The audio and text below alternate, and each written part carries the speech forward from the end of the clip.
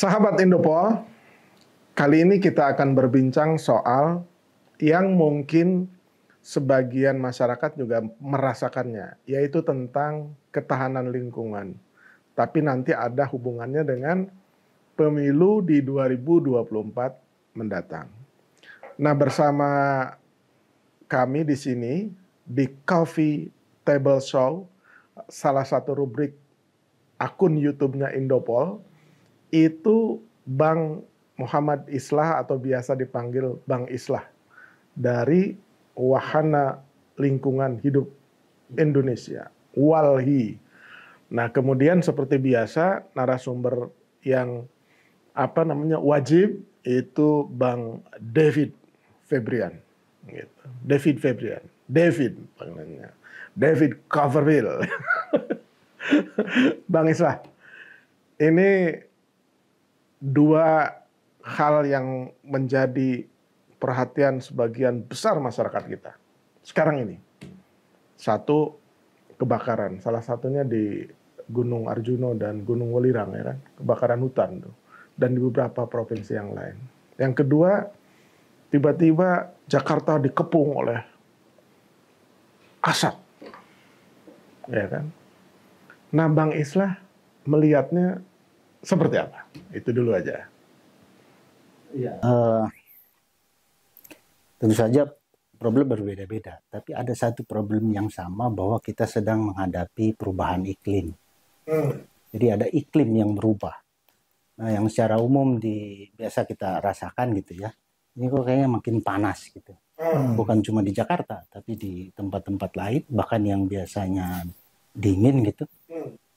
Bandung makin panas ya, Bogor panas ya, gitu yang biasanya dingin. Jadi itu faktor yang bukan cuma di Jakarta Indonesia, tapi seluruh dunia sedang menghadapi itu. Pemanasan global. Global warming. Ya. Nah, global warming ini kan satu puncak saja, tapi nanti dia akan berembet kepada atau berpengaruh kepada banyak hal. Ya. Kalau dia sudah ada pemanasan global, maka biasanya juga diikuti dengan kekeringan, ya. Kalau dia kekeringan, maka nanti akan ada problem pangan di situ. Jadi akan ada banyak problem yang bertubi-tubi sampai ya terasa ke kita semua. Yang akibatnya menjadi kebakaran tapi kalau polusi ini kan sebabnya bisa karena asap kebakaran, atau kalau di Jakarta itu kan nggak ada hutan. Ya. Nah, kalau di Jakarta ini, kalau kita bilang kenapa asap di Jakarta tinggi ya, orang yang diketahui semua orang itu biasanya kendaraan bermotor. Pasti orang bilang, wah Jakarta terlalu banyak kendaraan bermotor. Iya, nah, tapi ada banyak faktor. Ya, kendaraan bermotor salah satu faktor, betul. Tapi ada faktor juga di sekitar Jakarta itu banyak sekali pabrik-pabrik yang masih mengeluarkan emisi asap ya, atau masih mengeluarkan asap gitu ya, kelihatan asap kalau kita ke arah Pulau Gadung, Bekasi, atau arah Tangerang sampai Serang. Nah, yang ketiga itu banyak sekali PLTU, pembangkit listrik tenaga uap, di sekitar Jakarta, ada di Bekasi, ada di Tangerang gitu ya. Nah, PLTU ini sejak lama dan sudah jadi diskusi di dunia juga, bahwa ini kita harus mulai stop ini pembakaran batu bara ini, karena dia yang paling mengemisi paling besar gitu ya. Nah, dengan kondisi demikian tentu saja kita butuh listrik. Kita nggak akan bilang kita nggak butuh listrik sekarang. Jadi apa alternatif yang harus kita cari sehingga ya emisi tidak semakin parah gitu, asap di Jakarta nggak semakin, pencemaran udara yang nggak semakin parah gitu ya. Nah, yang faktor keempat ini karena faktor kemarau. Kita sekarang lagi kemarau panjang. Jadi kalau kemarau tentu saja semua tadi ya, kalau dia ada asap atau debu-debu gitu, itu akan lama turun ke tanah. Biasanya kalau hujan itu akan cepat. Nah, itu kalau Jakarta. Jadi faktornya banyak ya. Saya kira kalau di daerah-daerah yang karena kebakaran hutan tinggi ya, di Jambi, di Riau gitu ya, di Kalimantan Tengah, Nah, itu hampir mirip karena ada kebakaran gitu ya, kebakaran hutan. Nah, faktornya bisa macam-macam tadi itu ya, macam-macam dalam artian ada yang dibakar sengaja untuk pembukaan lahan umpamanya, ataupun karena kondisinya sudah kering.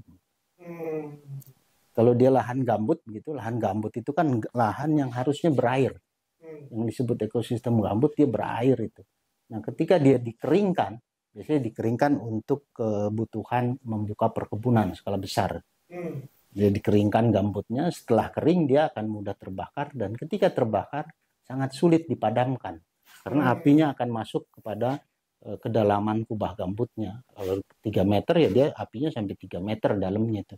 Ya kita semprot itu belum tentu nyampe ke kedalaman, ke kedalamannya. kedalaman sumber di mana. Semacam kita membakar sekam padi lah gitu kira-kira ya. Itu kan asapnya akan terus, karena apinya nggak kelihatan mungkin, tapi asapnya akan terus menerus. Itu yang secara literal api dalam sekam ya, Bang? Ya, iya, api dalam sekam itu maksudnya itu. Kalau milenial tuh sama ini anak-anak sini yang nggak tahu sekam tuh kayak apa. Sekam itu sisa dari gabah.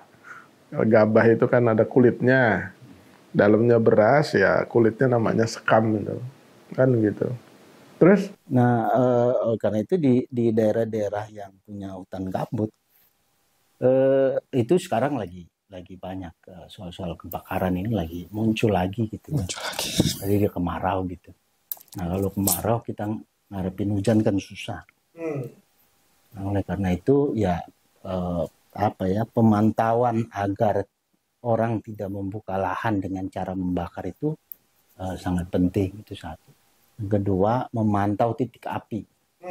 Nah, sekarang kita lagi juga memantau titik api, dan itu banyak titik api di wilayah-wilayah konsesi perusahaan perkebunan gitu ya. Yang untuk sawit atau HTI.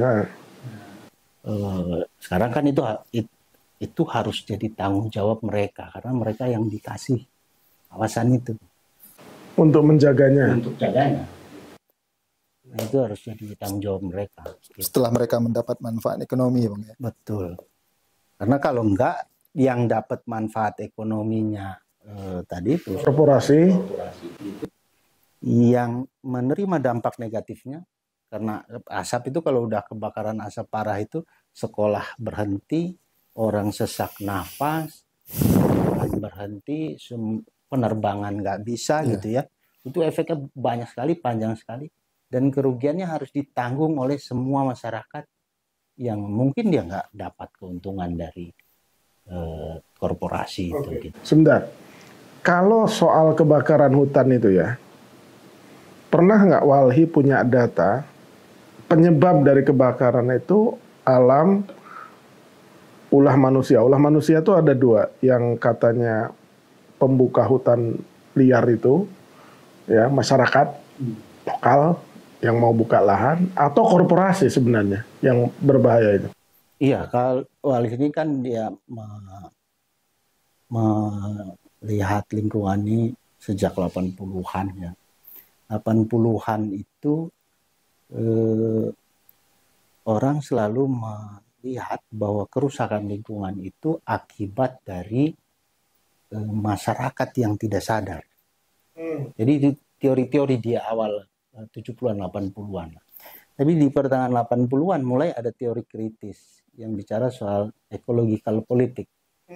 Nah, dia melihat bahwa apa betul kerusakan lingkungan hidup di Amazon, hutan Amazon, itu karena orang di suku-suku Amazon itu nggak peduli lingkungan.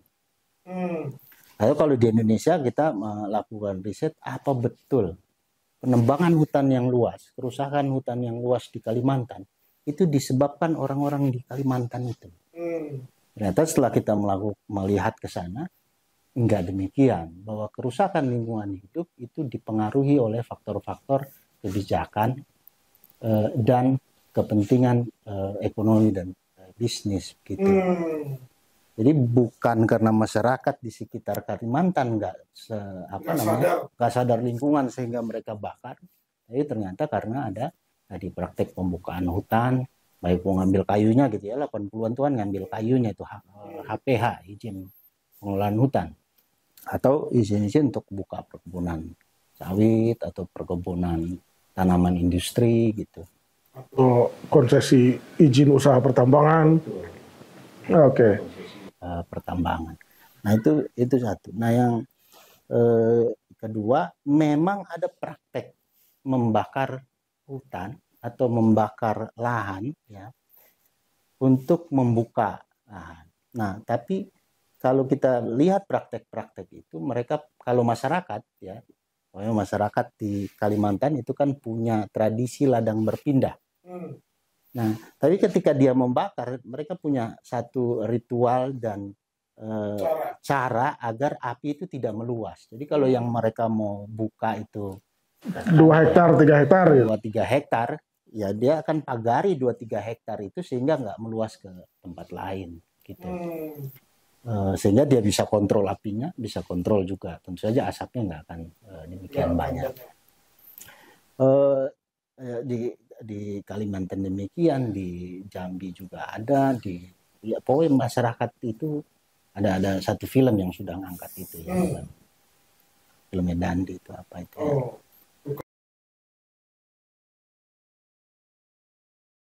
Dia menceritakan itu kan, kalau orang sekarang kalau kita bicara riset apa, orang susah baca bukunya, kalau film mungkin bisa langsung ditonton gitu ya.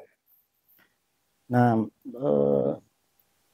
itu betul ada gitu praktik itu ya, dan itu dibolehkan secara undang-undang dalam Undang-Undang Lingkungan Hidup ya nomor 32 2009. Masyarakat yang membakar secara tradisional dengan aturan mereka itu dibolehkan.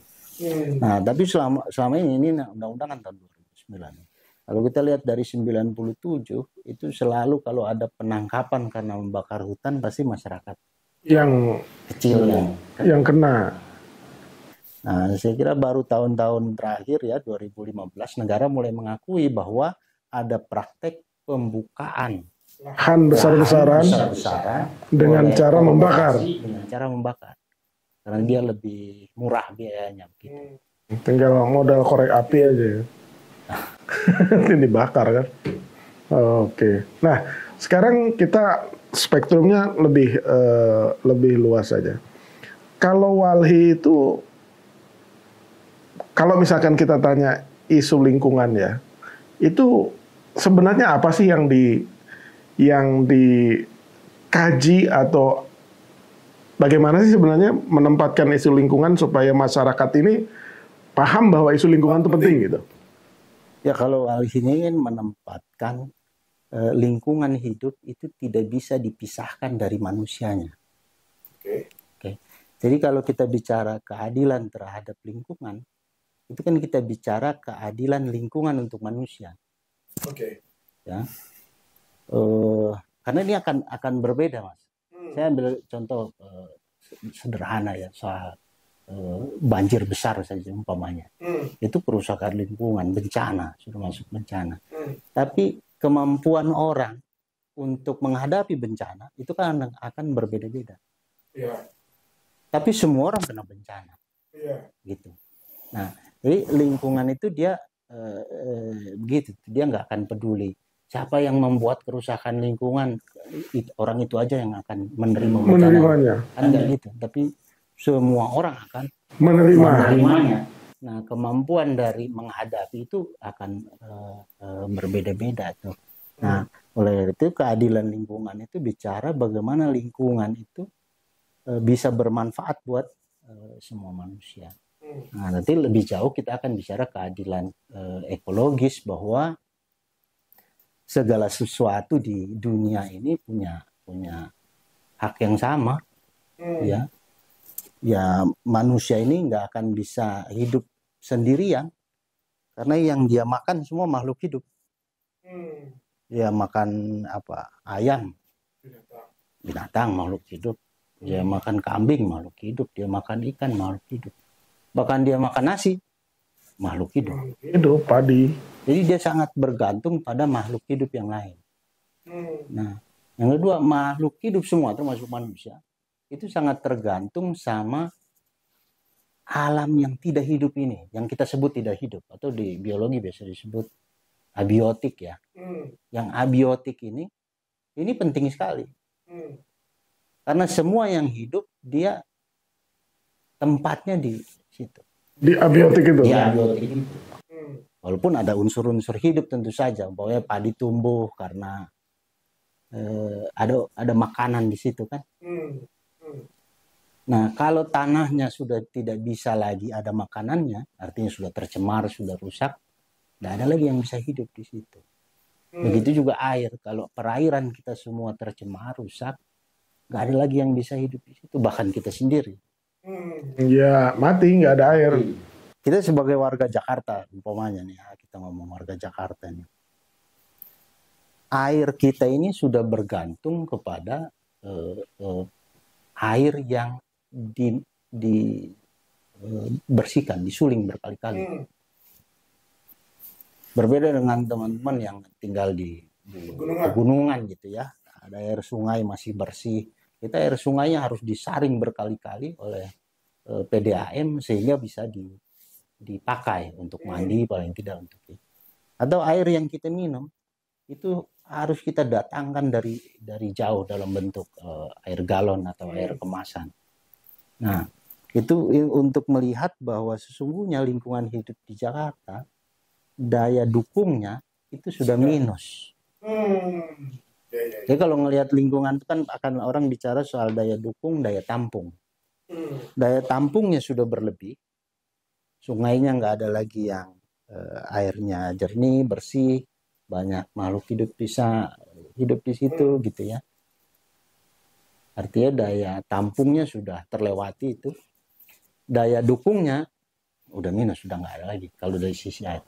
Apalagi kita ngomong soal pangan juga begitu, Mas. Iya, nggak ada sawah di gitu. Iya, didatangkan.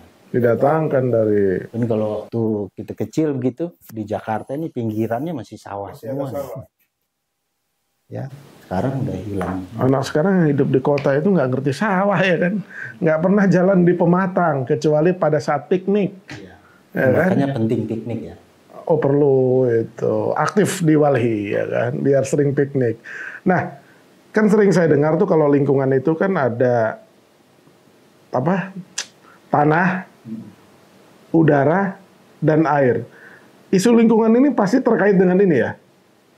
Iya, isu lingkungan itu pasti terkait dengan tiga hal ini ya, tanah, udara, dan air. Ya, kalau kita nasionalis kita bilang inilah yang disebut tanah air kan. Iya. Ya. Atau kalau kita merujuk kepada Undang-Undang Dasar 45, tiga hal ini.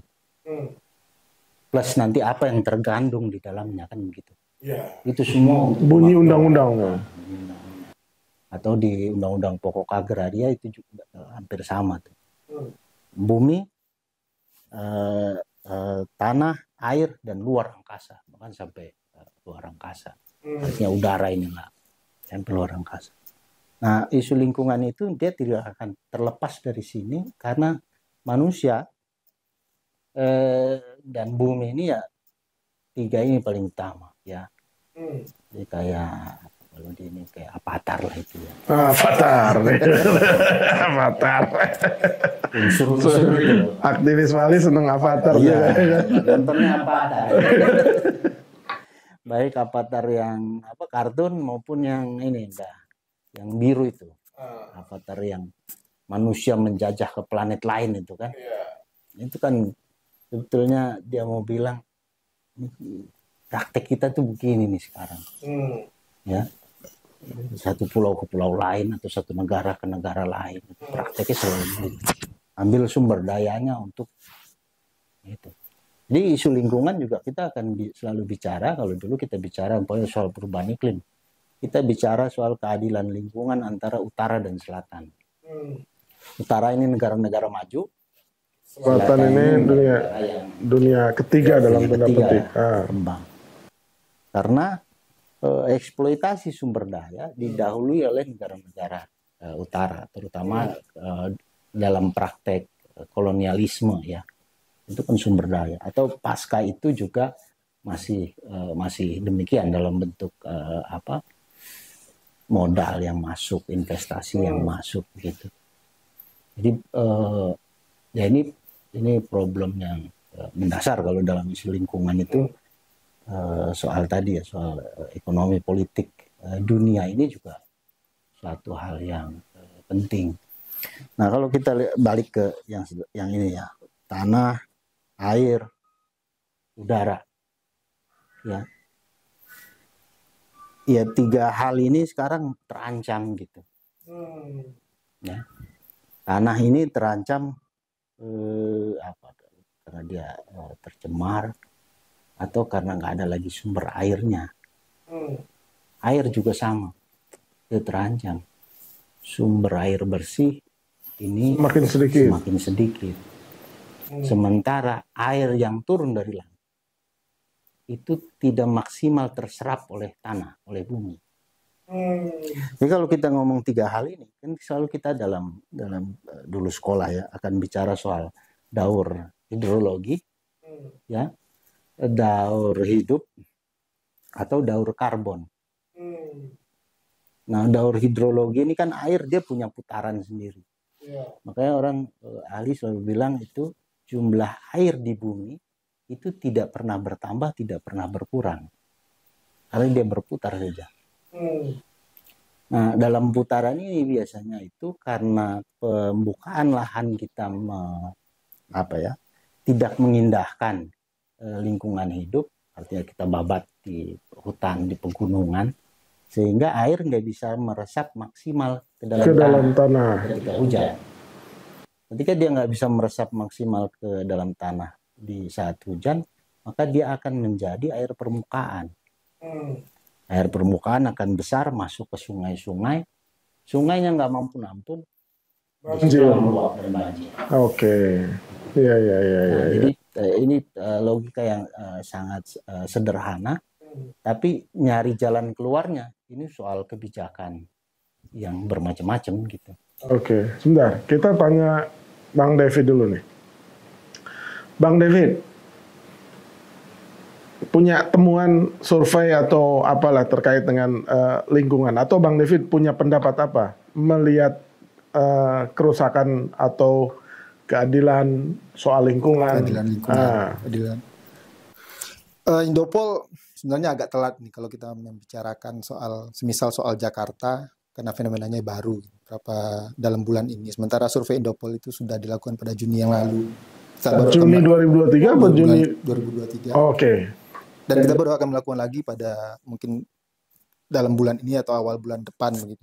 Tapi temuan-temuan kita, karena kita selalu mencoba untuk membuat sebuah dikotomi ya antara pendapat dari elit civil society dengan pendapat publik, itu sangat selalu kita melihat itu tidak terjadi perseiringan antara pendapat elit civil society ataupun di pemerintahan dengan opini publik. Karena opini publik seperti yang kita pernah sampaikan bahwa publik memiliki rasionalisasinya masing-masing begitu. Seperti contoh yang terlihat itu adalah di Jakarta misalnya, ketika kita bertanya apakah ada mereka kondisi asap polusi di Jakarta misalnya, itu mayoritas masyarakat Jakarta mengatakan kondisinya itu sedang-sedang saja. Gitu. Sedang-sedang saja. Sedangkan beberapa daerah misalnya yang kita tahu di kondisi bukan sebuah kota metropolitan, bukan daerah urban yang memiliki populasi yang besar, menganggap bahwa udara di tempat mereka itu sangat buruk misalnya. Artinya persepsi publik kan memiliki ya rasionalisasi masing-masing terhadap itu. Tapi kita juga merekam seperti yang disampaikan Bang Islah tadi, maaf, bahwa di Jambi misalnya itu publik Jambi menganggap kondisi udara mereka itu sangat buruk begitu. Dan saya misalnya yang pernah lama tinggal di Sumatera, itu kami di Sumatera sampai tahun 2015 itu Bang Iswan mengalami bencana setiap tahun, bencana kabut asap. Kabut asap itu sudah menjadi bencana di sana. Tapi kita anehnya bagi masyarakat di sana, termasuk saya pada waktu itu, melihat ini tidak bukan sebuah potensi kejahatan yang dilakukan oleh korporasi. Kita selalu mengutuk pada saat-saat tersebut, wah ini kabut asap, kabut asap. Publik tidak memiliki memori bahwa atau memiliki kesadaran bahwa itu terjadi karena Akibat ulah korporasi atau pemerintah yang abai terhadap kondisi tersebut. Karena pengutukan masyarakat biasanya itu kan sesaat, memori publik ini pendek begitu. Tapi kita harus melihatlah begini. Ini persepsi apa yang disampaikan oleh Bang Islah tadi sebenarnya kondisi yang nyata kita hadapi di mana saja di seluruh dunia, perubahan iklim atau climate change atau global warming. Ada sebuah fenomena yang kita lihat terutama di kalangan civil society kita terhadap perubahan iklim ini adalah proyeksi-proyeksi yang apokaliptik. Jadi semisal dalam beberapa siaran pers misalnya Walhi itu menggunakan istilah pemusnahan massal begitu kan, atau global extinction karena perubahan iklim. Apakah kondisi ini ditangkap oleh publik? Kita melihat bahwa seperti yang kita temukan di dalam survei, publik tidak melihat itu terjadi. Karena ini bukan berarti itu kebenaran ya, bahwa apakah kemusnahan massal akibat climate change itu mungkin ya, publik nggak peduli tentang hal itu karena mereka melihat bagaimana banalitas mereka, kehidupan mereka sehari-hari. Misal Jakarta ketika sebelum fenomena asap ini Bang Iswan, artinya mereka menganggap kondisi Jakarta itu ya sedang-sedang saja. Kenapa? Mungkin analisisnya mungkin sederhana saja. Ya sehari-hari kita udah ngadapin yang beginian kok gitu. Jadi mau protes bagaimanapun ya kondisinya akan tetap begitu. Nah, mungkin setelah nanti kita melakukan survei lagi, kemudian tiba-tiba asapnya udah hilang, publik akan menganggap wah kondisi sudah baik. Pada saat kita melakukan survei opini publik mungkin kita tidak akan bisa merekam lagi kemarahan, kekecewaan, anxiety atau segala bentuk hujatan dari publik dari fenomena-fenomena iklim yang terjadi atau fenomena kerusakan lingkungan yang terjadi begitu. Nah, kita ingin melihat bahwa sebenarnya dalam konteks komunikasi publik, komunikasi politik, komunikasi publik, pihak civil society dengan pemerintah, ini kan sebenarnya dua entitas yang paling berpengaruh dan paling mungkin untuk melakukan perubahan-perubahan penting untuk menghadapi climate change misalnya, baik itu di Indonesia maupun di seluruh dunia. Karena apa? Karena seperti yang terlihat sebenarnya publik nggak terlalu peduli dengan apa yang terjadi di sekitarnya. Kalaupun mereka mempunyai kepedulian, itu hanya sekedar nanti akan disampaikan misalnya pengutukan di media sosial, kemarahan di media sosial, atau di diskusi-diskusi publik. Setelah itu, publik akan kembali lupa. Sementara entitas yang bisa melakukan perubahan atau perbaikan terhadap situasi ini tentu civil society dan pemerintah gitu, baik di tingkat nasional, di tingkat internasional. Civil society maksudnya NGO lah. NGO yang berkenaan dengan lingkungan, misalnya mungkin Walhi dan badan-badan otonom, organisasi-organisasi otonom di bawahnya begitu. Nah, yang perlu kita dari sisi kita seharusnya dari sisi politik, komunikasi antara dua entitas ini sangat penting begitu. Kita tidak ingin melihat bahwa apa yang publik tidak peduli dengan konfrontasi ini sebenarnya. Tapi kita menginginkan bahwa antara civil society dan pemerintah itu mempunyai hubungan komunikasi yang baik, kerjasama yang baik. Dengan komunikasi yang baik tersebut tentu pemerintah bisa sedikit adem, civil society juga adem dan bekerja dengan cara-cara yang lebih beradab lah begitu. Karena kecenderungan yang kita lihat pada saat ini adalah seperti yang kita sampaikan di episode yang lalu Bang Iswan, bahwa civil society itu sudah menjadi oposan sendiri, sebuah partai politik yang kita sebut sebagai partai politik sendiri gitu. Artinya suara dari civil society yang diberikan oleh pemerintah bisa jadi akan dianggap pemerintah itu sebagai suara oposan, bukan sebuah conscience, bukan sebuah kesadaran publik begitu bahwa ini penting loh. Tapi ketika kita membawanya dengan suara-suara yang dengan cara-cara yang konfrontatif, dengan suara-suara model-model oposan, tentu pemerintah akan menanggapinya dengan cara yang seperti itu juga. Nah, saya melihat bahwa apa yang dilakukan Walhi selama ini sangat penting bagi kita bersama, karena temuan-temuan ini misalnya soal air lah. mayoritas menganggap bahwa air tanah itu tidak bagus lagi. Tapi juga kita harus melihat kenyataan-kenyataan yang penting diingat oleh kalangan NGO dan civil society. Publik menganggap kerusakan lingkungan itu misalnya dalam hal air itu lebih banyak terjadi karena limbah rumah tangga. Nah, misalnya orang Jakarta lah, kita dalam kehidupan sehari-hari Ciliwung kita lihat atau sungai yang ada di Jakarta itu kan yang dilihat publik adalah limbah rumah tangga, sampah, kotoran, bekas limbah cuci piring dan segala macamnya begitu. Nah, ketika civil society memberikan kesadaran bahwa masalahnya bukan itu saja, nah kita harus meminta kepada civil society untuk memberikan penyadaran yang lebih maksimal kepada publik, tidak saja menjadi tandem pemerintah, tapi juga memberikan edukasi yang lebih kuat terhadap publik. Gitu. Oke, sebentar. Kalau dalam konteks pemilu ya, isu lingkungan itu menjadi perhatian utama masyarakat yang akan memilih. Sayangnya Bang Iswan, itu tidak yang selama ini yang kita rekam bahwa publik tidak terlalu peduli dengan hal itu. Artinya dengan isu lingkungan. Karena sekali lagi seperti yang di episode-episode yang lalu sudah kita sampaikan bahwa sepertinya publik itu hanya peduli dengan apa yang menyangkut kehidupan mereka sehari-hari. Misal isu HAM itu kan nggak terlalu penting bagi publik dalam konteks politik elektoral misalnya. Apakah nanti calon presidennya atau partai politiknya akan mengkampanyekan soal-soal lingkungan, publik nggak peduli itu gitu.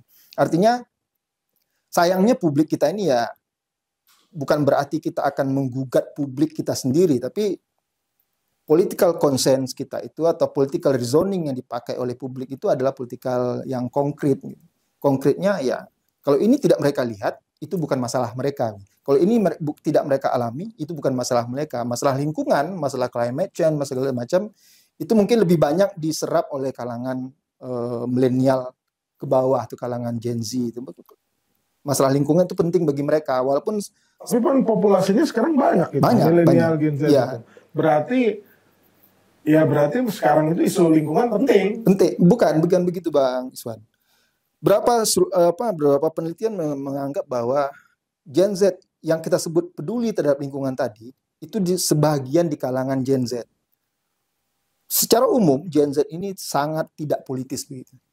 Nah, artinya mereka yang peduli terhadap isu-isu ini adalah mereka-mereka yang politis. Jadi semisal kita katakanlah misalnya ini 100% Gen Z, yang 100% Gen Z, sekitar 20% saja yang itu yang peduli terhadap politik. 80%-nya nanti golput. Kita tidak mengatakan golput.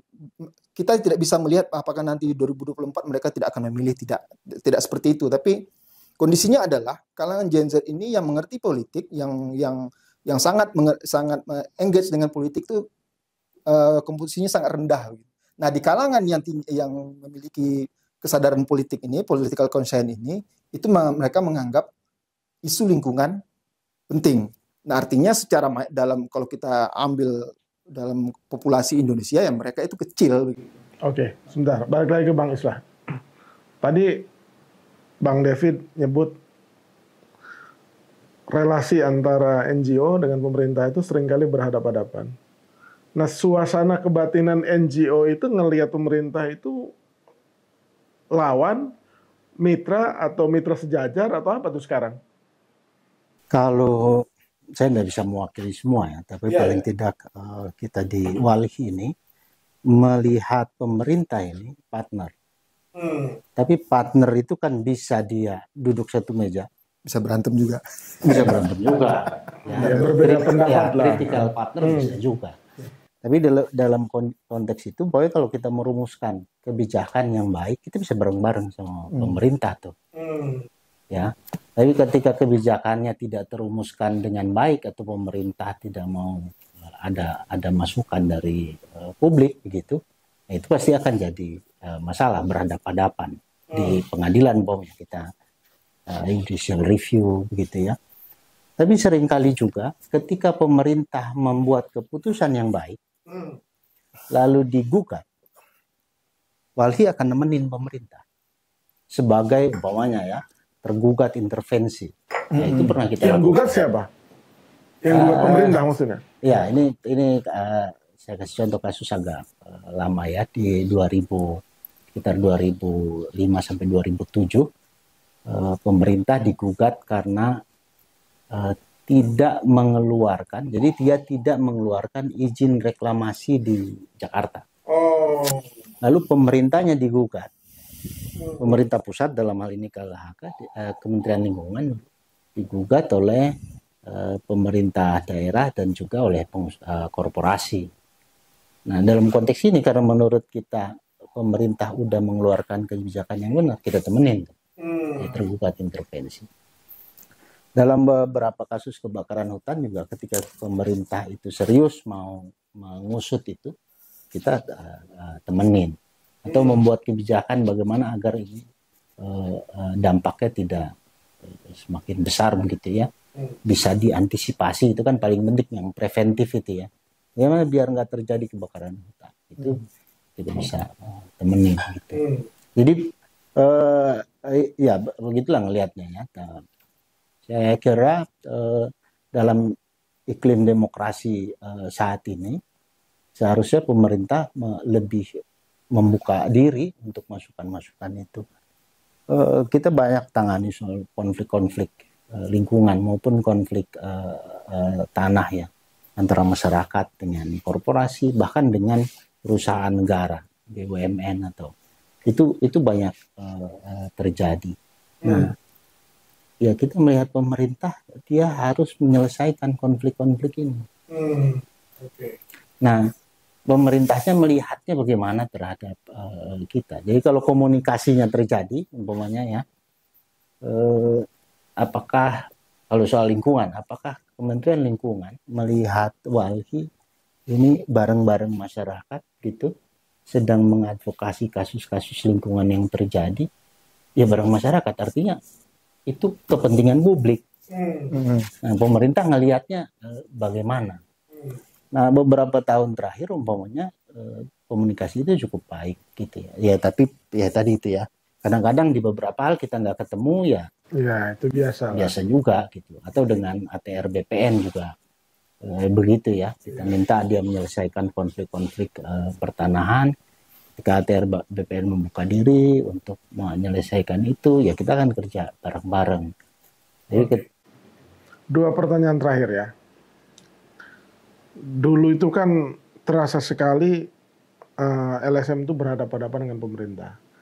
Nah sekarang itu, ya mungkin sahabat Indopol juga perlu tahu, ketika melakukan kegiatannya, apakah masih ada pressure terhadap para pekerja atau para aktivis Walhi ya, yang pertama. Yang kedua, bisa cerita sedikit nggak, Walhi itu organisasinya apa, cabangnya seperti apa, ya kan? Apakah di berbagai wilayah itu relasinya apa namanya, kepanjangan tangan atau apa? Nah, dua itu sebagai obrolan penutup.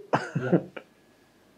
Ini kalau ngomong Walhi, dia waktu lahirnya tahun 1980 ya, bahkan sebelum lahirnya itu berdekatan dengan diadakannya Kementerian Lingkungan Hidup di pemerintah waktu itu. Tahun 78 itu kabinet keberapa itu ada kementerian baru soal lingkungan hidup.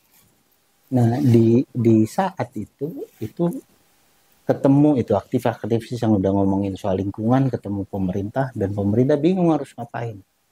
Karena waktu itu, ini kan isu lingkungan itu dia untuk mengantisipasi agar dampak pembangunan itu tidak merugikan publik. Jadi kalau kita bayangkan dengan zaman itu satu kementerian yang suruh memantau ya pembangunan, memantau ekonomi, sementara atau di saat pembangunan adalah panglima, ekonomi adalah panglima. Jadi dalam kondisi itu civil society sangat dibutuhkan oleh negara untuk memperkuat ini, supaya tidak ada dampak negatif sebagai akibat dari pembangunan terhadap lingkungan. terhadap lingkungan. Ya. Memang ada banyak cara orang melihat lingkungan, tapi ini saya yang sederhana saya sampaikan demikian. Nah, dalam perkembangannya ketika kita melihat bahwa kebijakan yang dikeluarkan pemerintah itu berkontribusi pada kerusakan lingkungan, tentu saja civil society gitu ya, yang dukung pemerintah, tapi kalau salah kan nggak mungkin kita dukung. Akhirnya kita majukan gugatan. Oleh karena itu gugatan lingkungan hidup itu tahun 88-89 itu pertama kali diajukan. Diajukan oleh Walhi sebagai organisasi lingkungan menjadi wali bagi lingkungan. Wali. Ya, jadi wali. Jadi wali ini wakil. Karena lingkungan nggak bisa gugat sendiri. Misalnya Iya juga ya. ubur-ubur mati begitu kan? Nah, temennya ubur-ubur nggak bisa itu. Keadilan. Tapi dia punya hak yang sama dengan logika yang tadi saya ceritakan bahwa kita nggak bisa hidup. Tapi pasti di masa-masa itu kita lihatnya ya itu tadi kadang-kadang banyak pressure ya terhadap Walhi. Kalau sekarang kan pasti iklimnya udah berubah, pressure-nya. Ya tahun 98 sih kita mengharapkan demikian, situasi pressure itu berkurang. Tapi dalam 10 tahun terakhir ya, kalau kita lihat 10 tahun terakhir ya bisa kita, ini juga dari sejak reformasi 23 tahun terakhir begitu, itu kekerasan terhadap pejuang lingkungan itu masih selalu ada. Jadi kita bukan melihatnya cuma Walhi, karena kalau dalam undang-undang itu kan ini ya, Undang-Undang 32 tentang perlindungan dan pengelolaan lingkungan hidup tahun 2009 itu sudah ada pasal sebetulnya, itu yang kita advokasi, pasal itu setiap orang yang memperjuangkan lingkungan hidup yang baik dan sehat tidak bisa dituntut secara pidana maupun digugat secara perdata. Ada itu ya? Ada pasal itu. Tapi kok masih terjadi kekerasan terhadap para aktivis atau pembela lingkungan? Ya itu kan kalau kita ngelihat undang-undang dia bisa menjadi baik, tapi pelaksanaannya kan belum tentu. Oleh karena itu advokasi itu kan selalu di 3 tahap. Satu di pembuatan undang-undang, memantau di pelaksanaan undang-undang, sama bagaimana membangun budaya masyarakat agar mengetahui atau sadar terhadap undang-undang tersebut. Oke. Walhi ada di berapa provinsi? Walhi ini dia strukturnya tuh ada eksekutif daerah, itu ada di 28 provinsi sekarang. Satu kantor eksekutif nasional. Nah, itu anggotanya siapa aja Walhi? Jadi Walhi ini organisasi yang bentuknya forum sebetulnya. Jadi isinya adalah lembaga-lembaga, ada beberapa individu-individu juga yang kemudian berkumpul di satu daerah dan membentuk Walhi di daerah tersebut. Kalau Walhi nasional siapa yang pilih? Kalau Walhi nasional 28 itu? Ya. Jadi ada sekitar 504 anggota, itu lembaga di seluruh Indonesia itu yang akan memilih Walhi di tingkat nasional. Sementara Walhi di tingkat daerah itu dipilih oleh anggota di daerah itu. Tapi nggak pernah ada chaos ya pemilihan Walhi itu? Nasional, enggak ya? Ya dinamikanya selalu ada tapi nggak ada chaos lah. Artinya dalam perjalanan ini nggak ada Walhi perjuangan gitu, nggak ada ya? Nggak kalau di tingkat nasional. Oke Bang Islah. Terima kasih. Ini terakhir ke Bang David. Sebagai penutup ya. Pesan Bang David terhadap sahabat Indopol semua yang mau jadi pemilih di 2024 mendatang terkait dengan isu lingkungan. Apa kira-kira? Isu lingkungan itu sangat penting, Bang Iswan, Bang Islah. Tidak ada yang bisa kita lakukan mungkin sebagai personal atau individu-individu dalam menyelesaikan masalah lingkungan, tapi dalam hal politik, ketika kita membuat pilihan-pilihan politik, misalnya dalam anggota legislatif, kepala daerah, atau presiden misalnya, pilihan-pilihan itu akan menentukan bagaimana isu lingkungan ini diselesaikan pada masa yang mendatang. Artinya, kita meminta kepada publik kita secara umum bahwa warga negara berikanlah porsi kepada mereka yang memiliki peduli kepada isu-isu lingkungan, kepada perbaikan lingkungan, untuk mendapatkan kursi-kursi di pemerintahan secara proporsional. Ya mungkin kita nggak mungkin seluruh orang akan berbicara isu lingkungan, hampir nggak mungkin. Tapi kita meminta kepada publik kita untuk memiliki kesadaran yang lebih tinggi terhadap isu lingkungan, bahwa ini isu kita bersama, bahwa kehidupan kita sehari-hari mungkin tidak terlibat secara langsung dengan isu-isu lingkungan ini. Tapi ketika bencana terjadi seperti yang disampaikan oleh Bang Islah tadi, itu akan memberikan efek kepada kita semua sebagai individu, sebagai kelompok di masyarakat, dan sebagai bangsa. Artinya isu lingkungan harus diperhatikan dalam kontestasi pemilu dan pemilihan presiden 2024 nanti. Oke, terima kasih Bang Islah atas pencerahannya nih. Jadi sahabat Indopol itu jadi agak lebih paham lah. Dibekalin oleh Bang Islah yang punya jam terbang tinggi. Kalau pilot itu jam terbangnya tinggi, Bang Islah itu di dunia lingkungan. Nah, mudah-mudahan ini tentu saja bermanfaat untuk sahabat Indopol semua yang mungkin terbangun kesadarannya untuk kembali memperhatikan ya tanah, udara, dan air sebagai sumber kehidupan kita, dan juga melihat kembali keadilan lingkungan ya istilahnya, keadilan lingkungan atau ketahanan lingkungan, atau apabila terjadi kerusakan lingkungan silahkan lapor ke Bang Islah Wali supaya diadvokasi. Boleh gitu ya? Gitu. Demikian sahabat Indopol semua, terima kasih.